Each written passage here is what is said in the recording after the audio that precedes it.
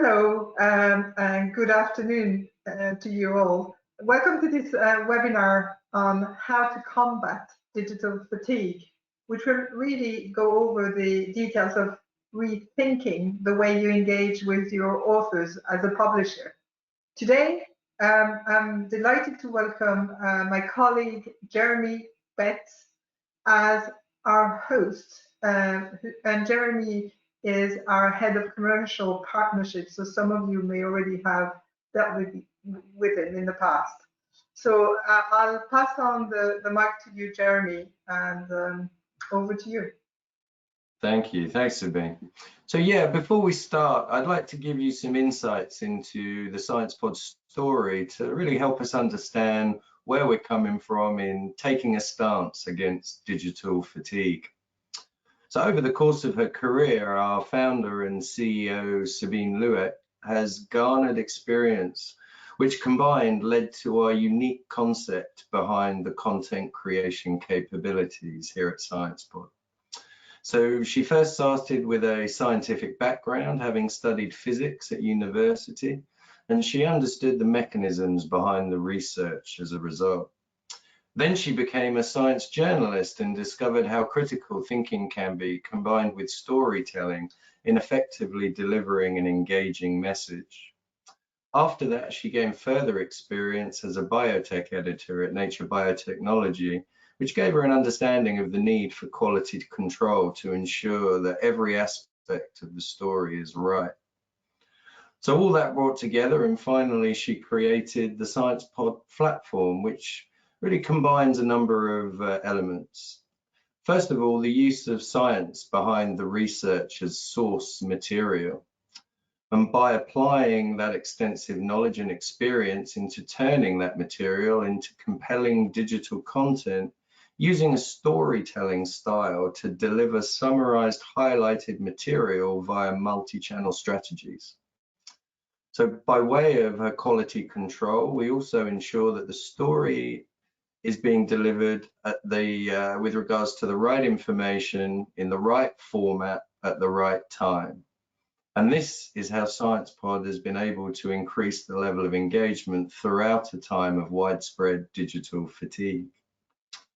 So which brings us on to our first question of the day, which if you could elaborate for us, Sabine, what does science tell us about digital fatigue?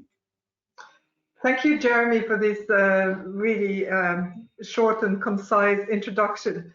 So we've looked into the science behind, what makes us incapable of digesting any more information that we currently are digesting. And there's been a number of studies, and we cannot cite them all, but just to single one out among many, there's a work of an Australian educational psychologist called John Sweller, who particularly focused on what he termed cognitive load theory.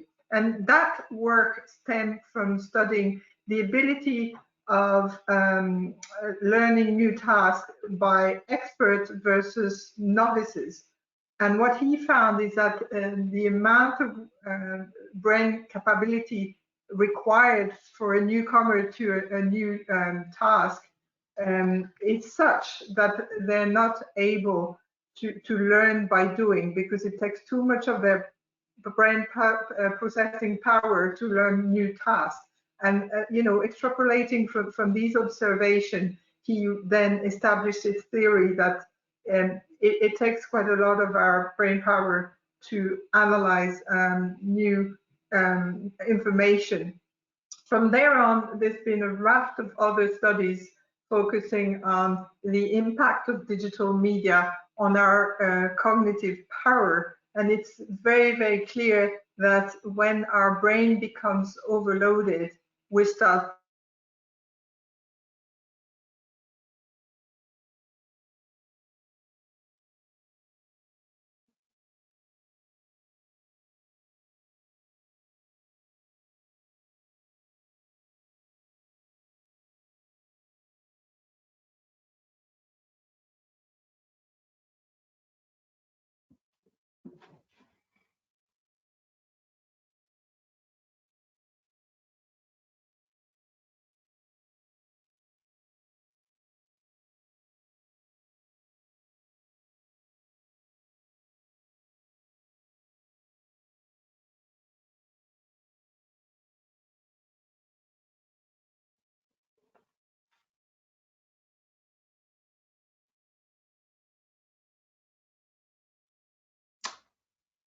Hi everyone. I don't know if you can all still hear me, but clearly something has gone wrong with our broadcast. So if you bear with us, we'll just be looking into that, and we'll be back with you very shortly.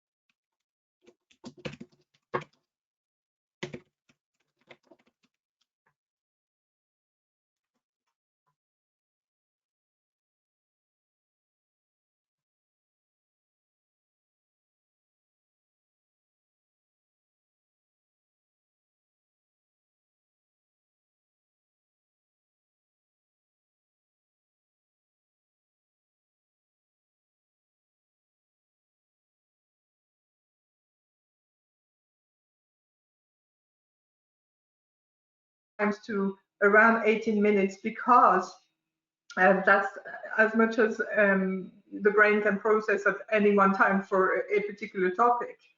And if you're going to try to target some professional scientists as part of your communication activities, you need to bear that in mind. And you also need to bear in mind that throughout the day, they only have set amount of time that they can devote to consuming your messages. And therefore, the message needs to be adapted to the fact that they only have very short slots of time throughout the day. And there's been estimates, again, these are estimates, but people generally think that among marketing circle, people think that if on average you've got 5 to 15 minutes a slot, overall you get to up to 60 minutes to communicate your messages to your target audience. So that's an important thing to bear in mind. So now I'll pass on to Jeremy. Thank you, Sabine. Thank you very much. So just in terms of our next question, what does psychology and behavioral research tell us about the best way to communicate and engage?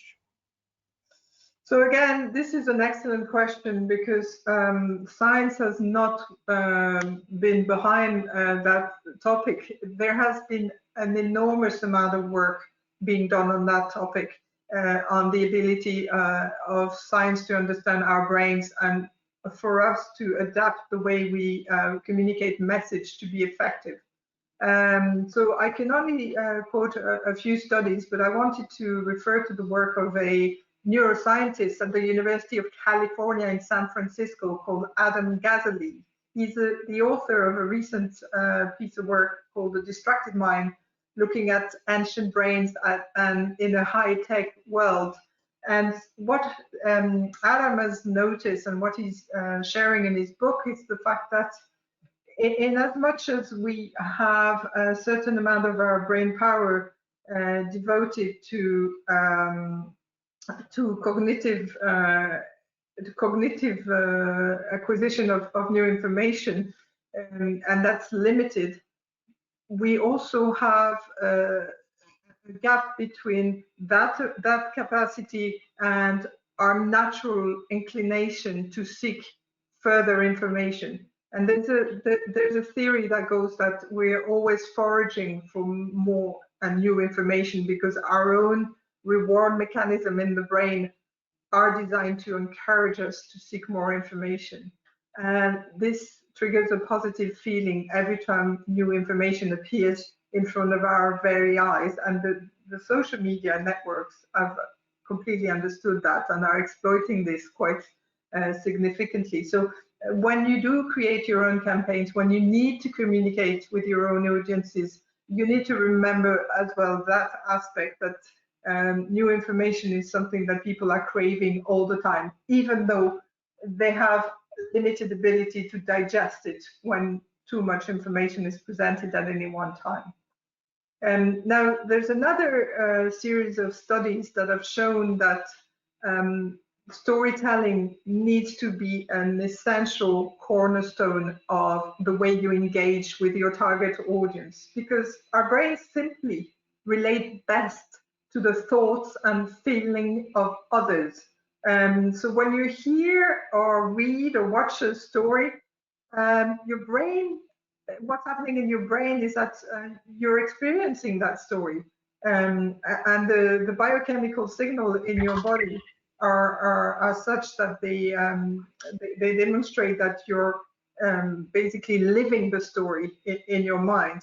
And that's why a good story really needs to harness the fact that our brains are going to be responding emotionally to a character-driven plot, releasing hormones such as oxytocin and cortisol, which are just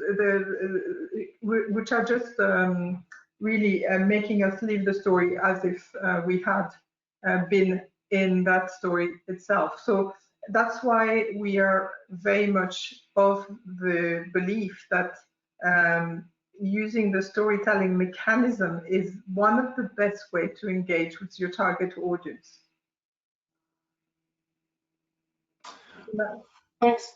Thanks, Sabine. Yes, that's very good. So, but one thing I'm sure our audience would really like to learn more about is what type of messages work best with HCPs? You mean with authors? I do apologize. So a lot of publishers are really concerned with the fact that nowadays they need to compete on the global open access scene, and they're competing for their authors' attention. And that really needs to be taken into account, that you can't compete for your author's attention without having preliminarily thought through your story, and also design stories that are digitally engaging. And we know from our own industry insights, working with most of the global publishers, working with mid-sized publishers, that scientists want to have concise and up-to-date digestible material. But they also want to make sure that whatever we send to them, whatever information is timely, it's informed. So it needs to be based on evidence. It needs to be also very focused and relevant to their own work. So there's a whole raft of dimension that need to be into account when you draft your own communication material to attract the attention of scientists, ultimately for your open access or other kind of publishing activities. Another element that we've discovered by looking into the industry habits and looking at how scientists consume information, we've realized that there's no one size fits all. Some of them want to get the information via video, some of them want it just when they're driving, listening to podcasts, and they really want that information to be made available to them when and where they want it. And that's a really important aspect of how you devise your communication campaign to influence scientists and get them to submit more material to your journals, get them to engage with your original research work. So we're great believers that you can do that by the proxy of teaser material.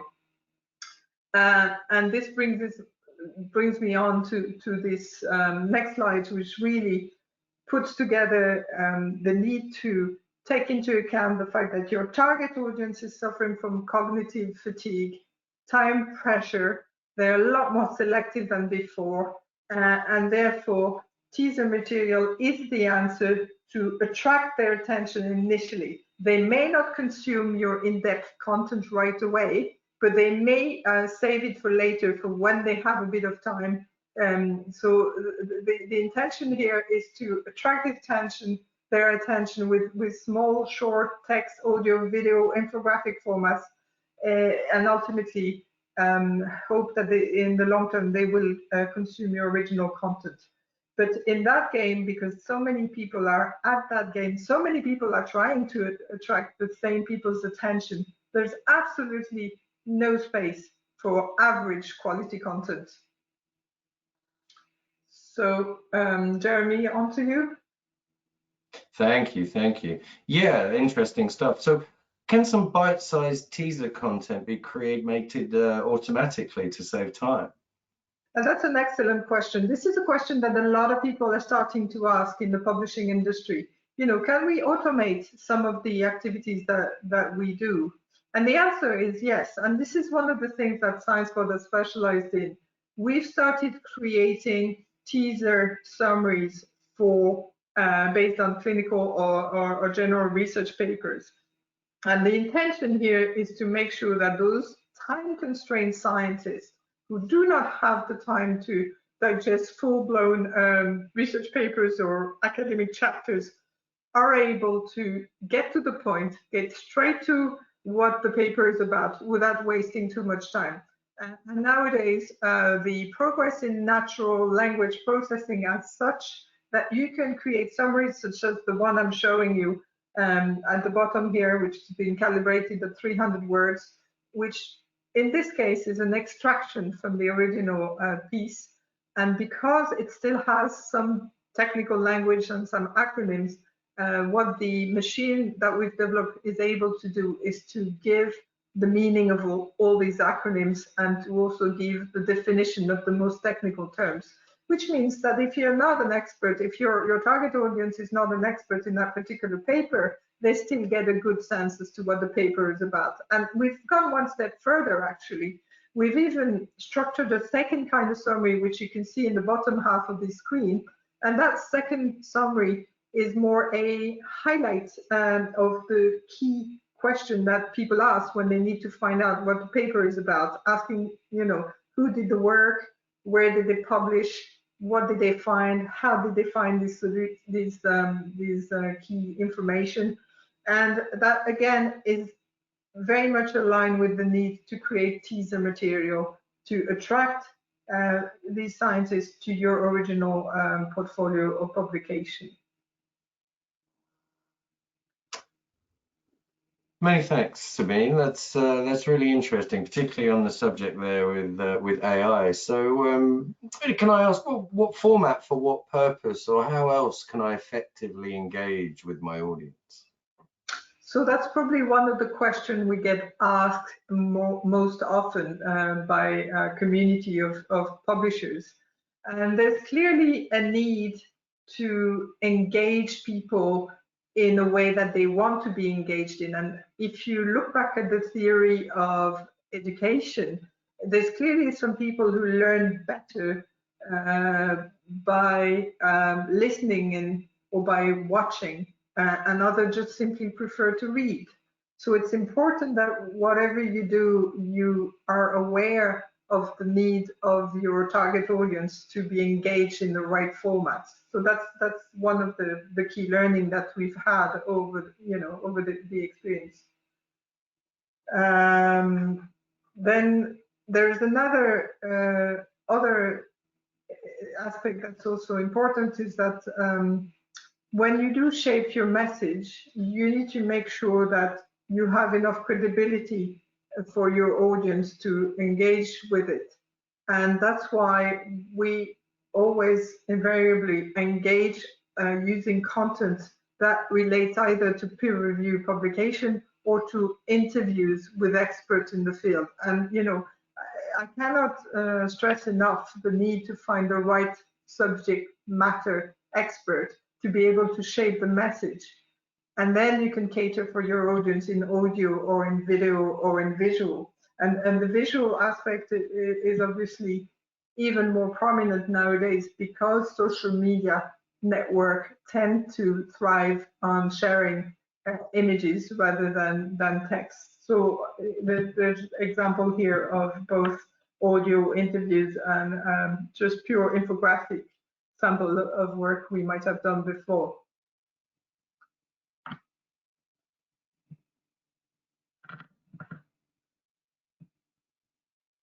So Jeremy, it looks like we have a disconnection problem. No, sorry. on my side. So sorry, Sabine, I've got my audio back, but time to ask, if I could, how can I make sure that my message reaches my audience? Another question that really keeps coming back quite a lot among our discussions. So we have devised an infographic to explain this. In order for a message to be effectively communicated, it's important that it's communicated through multiple formats that are suited for distribution through multiple channels. So typically, you'd have a concept, an idea, a message that comes from a peer-reviewed paper, or just an idea for a campaign, or simply. Then you have your source material, you know, your scientific evidence, your technology brief, or whatever you use as a source material.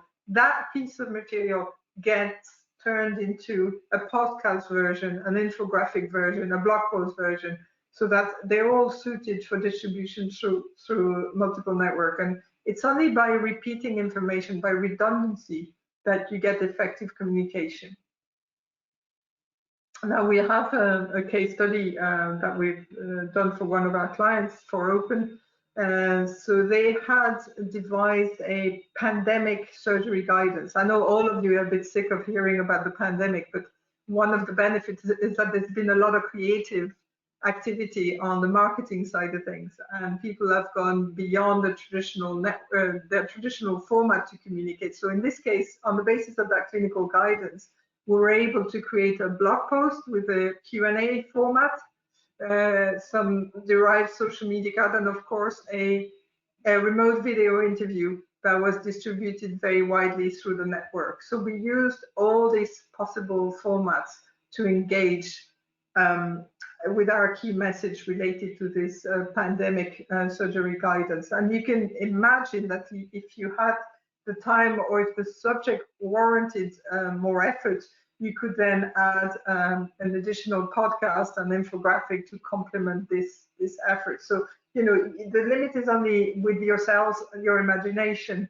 more than with what our writers typically would do.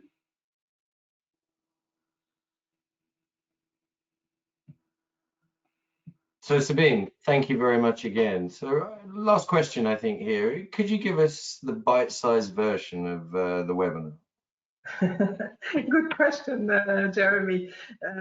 Now, yes, I can. Just to give you the summary in a single infographic, you can see it on the left-hand side of the screen. But essentially, when you need to communicate, my five top tips would be that you always use an expert who understands your science to tell your story, and so that you can make the content that you're going to be devising for your campaign or your communication more compelling. And what I mean by an expert, I mean someone who not only understands the science, that's all fine, but it also needs to be an expert in communicating that science, making it compelling and engaging. So it's not easy to find people like that, and that's why, you know, SciencePod has created a global community of people like that who are able to help. The second piece of advice is to remember to use bite-sized content that is devised to be used as a teaser material. And now the third tip is remember that people might be a bit really sick of reading text day in, day out. So it might be time now to start using podcast, video interview, infographics, anything that's slightly away from just pure text, just to engage more effectively.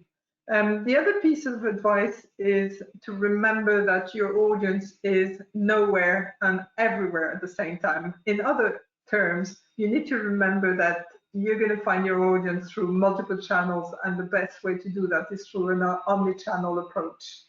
And finally, remember that people always respond better to others, especially if they perceive that they have something in common. So that's why interviewing experts is a very effective way to communicate your messages. So I think we're coming to the end now, and we would certainly very welcome your question either in the chat or by email later on. we're quite happy to answer later on, but we can open the floor now to question if there is any.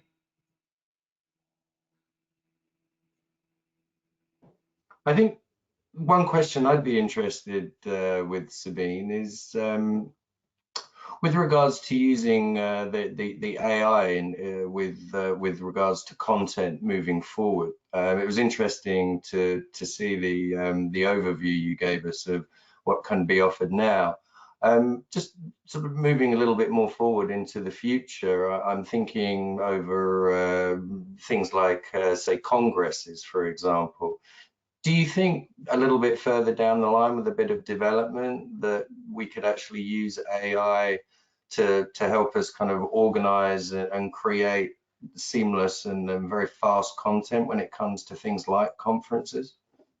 Yeah, that's really a good question, Jeremy, because essentially congresses are times where people are overwhelmed with information and very kind of substantial information. So automated summarization allows us to give access to the core meaning of that content in a very short time, but also at scale.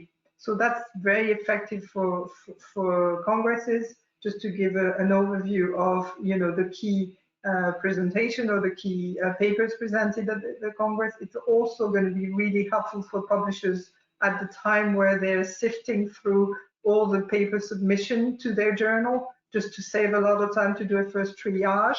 It can be used by grant agencies as well to decide which paper warrants or which proposal warrants more in-depth examination. So there's a lot of application to this ability of summarizing research paper at scale. And we're actually talking to a number of partners at the moment to do this, not only in the publishing industry, but curiously and very interestingly, among organizations, startup organizations that are thriving on providing added value to community of users. And the added value in this case will be the time saved in digesting scientific information. Wonderful. Thank you very much.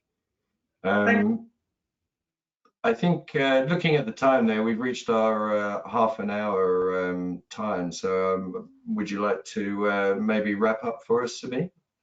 Yeah, I'd like to thank all of you to attend, and don't forget to reach out to us, editor@sciencepod.net, if you want to find out a bit more how we can help you tell your story in a more compelling way. Wonderful. All right. Well, thanks everybody for attending. We will have this available if any of your colleagues maybe would be interested and haven't had a chance to attend today.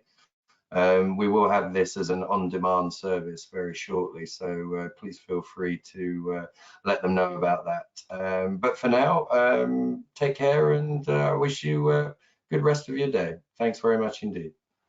Bye.